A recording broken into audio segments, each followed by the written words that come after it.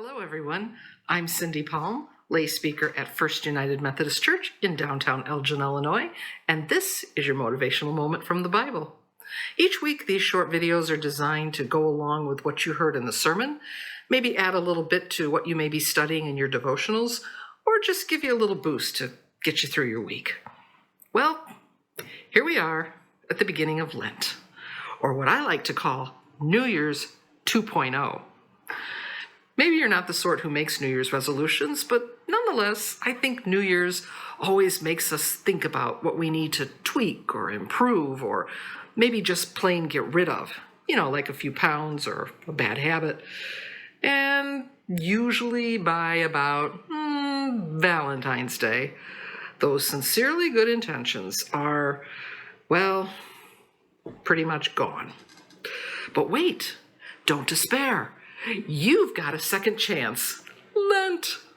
So now, instead of miraculously waking up on January 1st, all new and improved, you've now got 40 bonus days to get your act together. Woohoo! Now, the practice of giving something up for Lent is not typically observed in the Methodist Church. I think the Catholics get all the credit for this one. However, like New Year's resolutions, it's a widely practiced ritual regardless of one's spiritual beliefs or denominational persuasion. But what exactly is Lent, other than just a weird name for the 6 weeks between Ash Wednesday and Easter?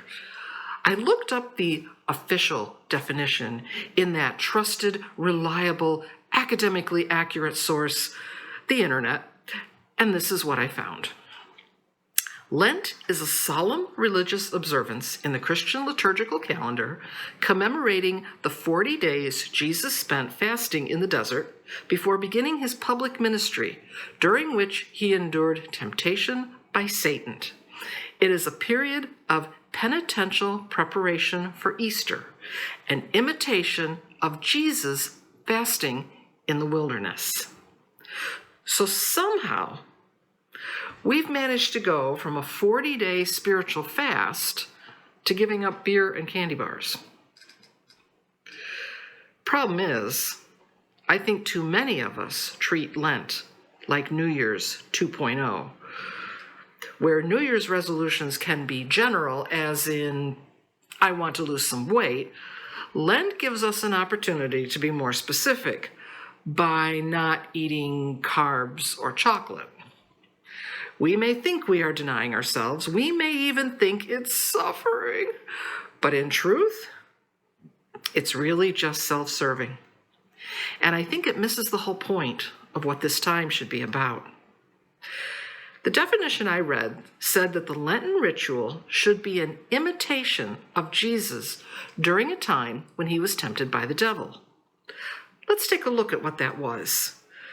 The story is written in Matthew, Mark, and Luke, but I'm going to read it from Matthew chapter 4, verses 1 through 11. Then Jesus was led by the Spirit into the wilderness to be tempted by the devil. After fasting 40 days and 40 nights, he was hungry. The tempter came and said, "If you are the Son of God, tell these stones to become bread." Jesus answered, "It is written, man shall not live on bread alone, but on every word that comes from the mouth of God." Then the devil took him to the holy city and had him stand on the highest point of the temple. "If you are the Son of God," he said, "throw yourself down. For it is written, he will command his angels concerning you, and they will lift you up in their hands, so that you will not so much as strike your foot against a stone."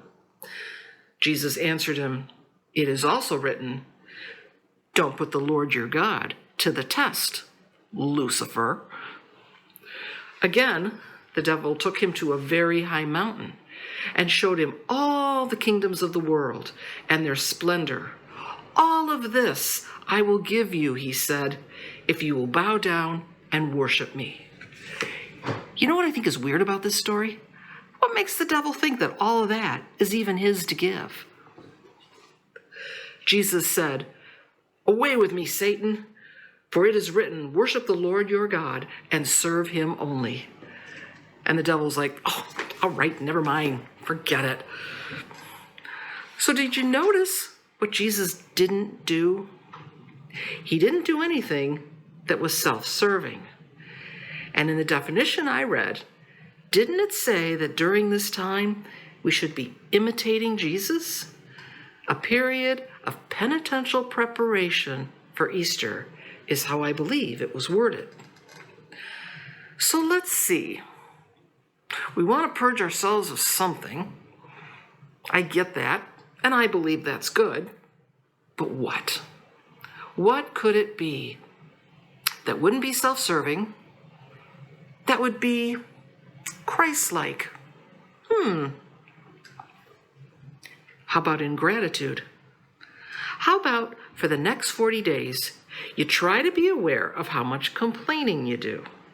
Try to catch yourself every time you moan or crab about something or someone. That would actually be a challenge for me. But think of what a gift it could be to those around you. Every day, we are surrounded by a million reasons to be grateful. And let's be honest, a lot of times those things are really hard to see. But gratitude is such a celebration of God. Maybe try to spend the next 40 days in an attitude of gratitude. How about giving up negativity? Instead of seeing a glass half empty, try seeing it as a glass half full. That despite all evidence to the contrary, maybe the world isn't headed for hell in a handbasket, and good will triumph over evil. Instead of assuming the worst, try to imagine the best case scenario. Maybe try to stop all the negative talking you do to yourself and spend the next 40 days truly believing that you are a beloved child of God. How about giving up selfishness? Maybe it doesn't always have to go your way. Is it possible they were actually right? Would stepping out of your comfort zone for the sake of another really be that hard? Jesus calls us to serve, and sometimes that means just getting out of our own head. What would a more selfless you look like over the next 40 days? Lent is a journey. It's a journey to the cross, where we let go and lay before God all that is broken in our hearts and in our lives. It is a journey where we lean in close to God and give him all of us. These 40 days are an opportunity to come clean with God and allow him to work in you and heal what hurts and mend what needs fixing.